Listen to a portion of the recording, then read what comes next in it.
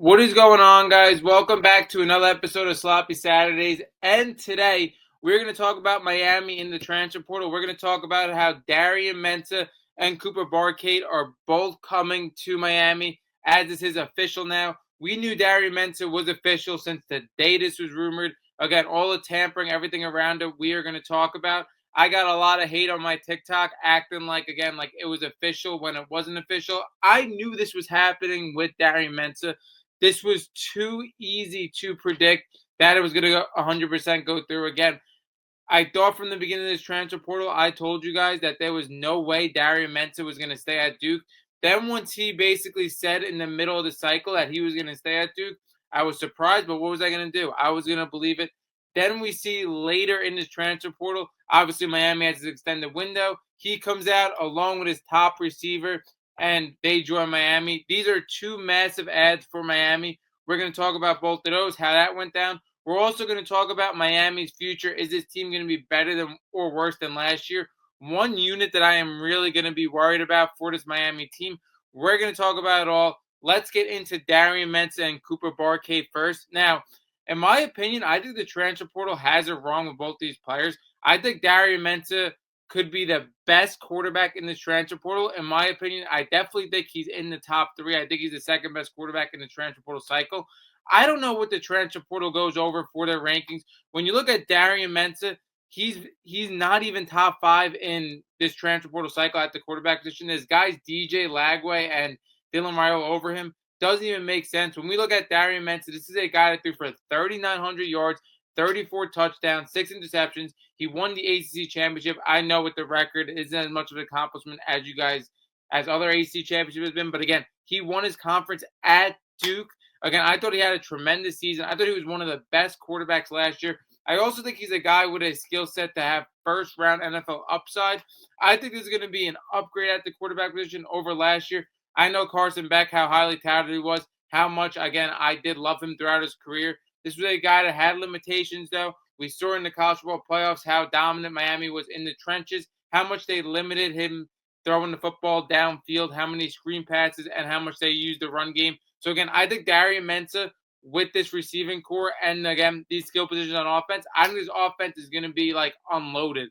I think Darian Mensah can make every throw in the field. I think he's one of the most ready quarterbacks in there last year for Miami that we have possibly ever seen, maybe even within the 3 years. Darian Mensah, in my opinion, really is that good.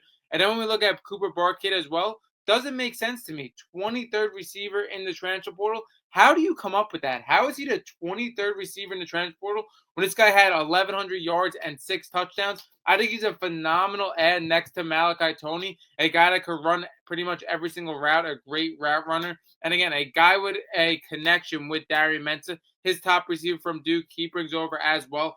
I mean, when we talk about it on the other side, Duke got really screwed over by this. I mean, again, not only did Miami have this extended window, they come out really late. I told you guys I think Duke should have had a plan for this because I thought there was no way they were going to be able to retain Darian Mensah along with Cooper Barkate as well. I mean, you're looking at a guy, like I said, 1,100 yards in college football last year. You would have to think he would go to a better place. This happens really late. It seems like they had no contingency plan behind it. Obviously, they were competitive with NIL, but when you look at Miami, the NIL, how dominant they have been, again, and just how dominant they have been as a program the last 2 years, you know that they were going to go to a better situation. I think this is phenomenal for Miami, especially in the terms of Cooper Barkate. Again, you have a guy opposite of Malachi Toney that also has 1,100 yards in college football, proving that he could do it. Again, with CJ Daniels and with their 2 and 3 receivers leaving, I think this is phenomenal for them, having that contingency plan for the second receiver. Then you also look at Vidarius Jacobs. You look at Cam Bond. There's 2 other guys that were top of Miami's transfer portal at receiver. Those are guys with high upside and the guys that have burners, I think, that could get behind defenders. Those are guys with not as much experience in college football, sub 500 yards last year. Again, both of them from South Carolina, from West Virginia. So those are guys that, again, maybe they could hit their ceiling this year, but you have 2 guys now, Malachi Toney and Cooper Barkate, that have proven to be 1,000-yard receivers in the ACC. Phenomenal. I think this offense, from a skill position wise, is going to be a lot better. Then when you also look at the running back room as well, Mark Fletcher coming back, phenomenal for them. One of the best running backs in the entirety of college football last year. One of the best players in the college football playoffs last year. He really came to play every single game for this Miami team down the stretch. I think it was phenomenal that they got him to stay. And again, I think it makes sense for Mark Fletcher. When you look at a running back window in just the pros, your window to get that money, it is very short, different than other positions. But when you look at Mark Fletcher, if he was going to be a third, fourth round in the NFL, he's probably making the same or more money at Miami. So he decides to stay another year. I think it's phenomenal for this program. But not only that, Miami was basically able to retain their whole entire running back room as well. When you look at Shamar Brown and others. So again, Miami at the running back room, everybody gains another year in college football, and they were able to keep a room for them that was great last year. I want to go to the defensive side of the ball first because everybody wants to look at Ruben Bain and Mesidor. These guys are going to be top picks in the NFL draft. They were huge losses for Miami. When you also look at Scott as well, the defensive back, he's going to be first, second round in the NFL draft as well. So they did lose major pieces, but I think Miami did really shore up this defense pretty well, and I'm going to explain why. I think, again, first and foremost, their biggest add in the transfer portal, arguably even more than Darian Mensah, you have a guy named Damon Wilson. I think he brings in the same star power as a Bain, as a Mesidor.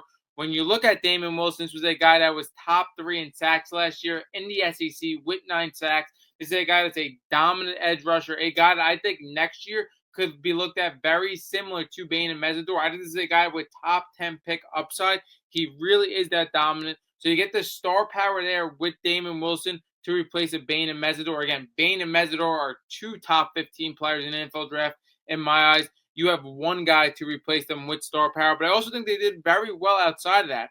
When you look at Keona Davis as well, coming from Nebraska, this is a guy on their defensive line that was one of the best defensive linemen in the transfer portal, a top 10 defensive lineman. So again, you're adding another star, in my opinion, another addition to this Miami team. I also think with Omar Thornton coming from Boston College, number 3 safety in this transfer portal class. Again, another guy with tremendous talent to replace Scott in the secondary. Phenomenal for them. Then I also think Miami has a lot of guys that I think could really step up for this Miami team. A lot of guys returning. When you look at a Lightfoot, a Barkate, a Hayden Lowe, who didn't play all of last year, that was one of their top recruits. I think this Miami defense is going to be fine. I think, again, when you look at a Bain, Mesidor, those guys, where they are now in the NFL draft, I think, again, a lot of people tend to worry. But when you look at Damon Wilson, one of the best transfer portal ads coming in as a top 10 pick, when you look at everything they have around him as well on his defense, I think the defense is going to be fine. My biggest issue for Miami is this offensive line. I don't think this offensive line is going to be even close to last year. I think, again, Miami, we talked about it in a previous episode. They completely dropped the ball on Jordan Seaton. I think Jordan Seaton was a guy this Miami team desperately needed. It became a two-team race in the transfer portal for him. When you look at LSU and Miami, LSU was a team that got him. We talked about our LSU transfer portal. This offseason has been historic, and they really did nothing on this offensive line. When you look at a Merriweather that they brought in from Georgia, a lot of people are getting way too overhyped because they see the Georgia tag next to Merriweather, and he's a tackle that they do need. I don't even know if this guy is going to be ready to start for Miami. This was a guy 3 years at Georgia, has not panned out, only played in 56 snaps last year. Like, I do not see how this is a huge add for Miami. Yes, Miami needs the offensive line talent. I don't know if that's the guy I would be depending on. When you look at it, they did get a crown jewel at tackle in this class. That, again, he was the top tackle in this class, in this recruiting cycle. But again, to replace 2 NFL tackles in Francis and Markel Bell, and you want to just bring in a freshman tackle, could he pan out for them? 100% he could. But I don't know if you're going to really depend on that. Even though he is a 5-star, he was one of the best players in the entirety of this class. You're going to depend on that day one to replace 2 NFL tackles. I don't know about that. Center, they really said that they want to go through Miami. They want to go through internally to replace the center position. You're going to replace the center position with 2 guys battling that haven't played yet. With the guard position, we know they rotated at left guard all season between 2 players.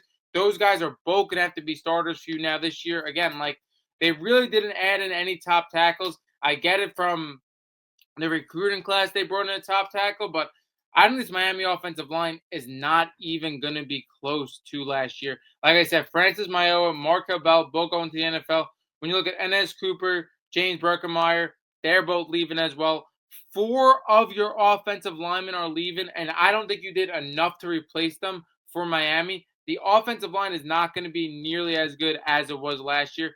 Again, and when you look at a Miami team that dominated in the trenches on both sides of the ball, how you got past a Texas A&M, how you got past an Ohio State, how you really were able to compete in the national championship within your trenches. You dominated Indiana in the trenches last year in the national championship. When you look at, again, dominating up front, having more time to protect your quarterback than theirs. And again, on the defensive side of the ball, like I said, I think they're going to be pretty good still on the defensive side of the ball. I don't know if they're going to be better, but I think they're going to be very close to how they were last year. This offensive line, again, if Miami and Mario Cristobal develops the offensive line, it could work out. But what I see from a talent standpoint, outside of their 2026 recruit coming in, being one of the best tackles in this recruiting class, but again, you're going to depend on a true freshman. I don't see them having enough talent, even close to enough talent on his offensive line as last year. And again, if you would have brought in a Jordan Seaton and you would have said, hey, like, I got the number one offensive lineman in this class, maybe he could have picked up this whole offensive line. You botched on that. I don't know. I don't know for Miami if this offensive line is going to be nearly as good. The one thing I do have to say is the bright spot for this offensive line. I think this offensive line was doing a lot last year. Again, when it came to the run game with Mark Fletcher had a great season. The offensive line definitely helped them out. And then when you look at it again, behind the line of scrimmage plays, whether it was to CJ Daniels, whether it was to Mally Tony, like, they were really depending on his offensive line to open up holes a lot. I think with Darian Mensah being the complete thrower that he is, and I think, like I said, he's going to be an upgrade over Carson Beck for next year. I don't think you're going to have to be as dependent as an offensive line to be doing a lot of these behind the line of scrimmage plays. I think this offense is definitely going to look at a lot different. Again, like another year of Mally Tony, Cooper Barkate for another year, a guy that, like I said, is a 1,000-yard plus receiver. Also, the guys with high upside that they add in the transfer portal. I think you're going to see Darian Mensah really throwing downfield a lot more than you saw Carson Beck last year. So maybe they won't be as dependent on his offensive line, especially in the beginning stages, to do a lot of these plays. Again, I think the defense is going to be comparable. I think the skill position for Miami is going to be even an upgrade over last year. Like I said, I'm more confident in Darian Mensah than I was in Carson Beck. Again, I think their receiving core, Mally Tony going into another year, them getting Cooper Barkate, I think he's super underrated in this transfer portal. I think, again, their whole running back room coming back. Skill position-wise, his offense is going to be a lot better. So maybe they could take a step back in the offensive line. I think it's just going to be a massive step back. I'm very worried about this Miami offensive line. Again, drop down below what you think of this Miami transfer portal cycle. I think Miami, like I said, I think they did enough on defense. I think their skill positions, most people going into another year. Again, with the additions from Duke, I think they're going to be phenomenal from the skill position standpoint. I'm just nervous that this offensive line is going to get beat up. Again, like I said, drop down below your thoughts on Miami's transfer portal cycle. This is it for Sloppy Saturdays for this episode, and we are out.